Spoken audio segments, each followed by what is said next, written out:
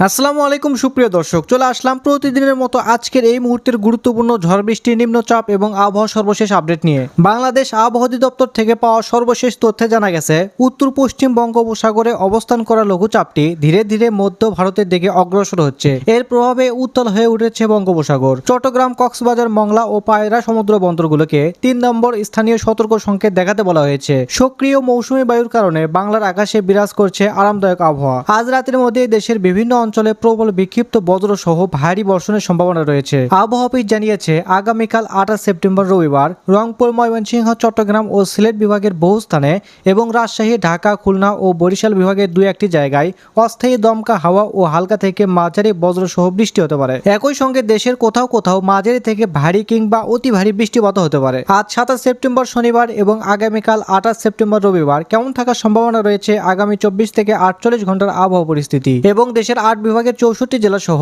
ভারতের আসাম, পশ্চিমবঙ্গ, মিজোরাম, মেঘালয় এবং ত্রিপুরা রাজ্যের কোন কোন স্থানের আবহাওয়া কিরকম অবস্থা বিরাজ করবে তার সম্পূর্ণ আপডেট জানিয়ে দেব। আর তাই আপনি বাংলাদেশের কোন জেলা থেকে ভিডিওটি দেখছেন, আপনার জেলার নামটি অবশ্যই কমেন্ট বক্সে জানিয়ে দিন। নিত্য নতুন আবহাওয়ার খবর এবং পূর্বাভাস পেতে চ্যানেলটিকে সাবস্ক্রাইব করে বেল আইকনটি অন করে রাখুন। চলুন এবার দেখে নেওয়া যাক আবহাওয়ার পূর্বাভাস, মেঘমালা, মডেল আর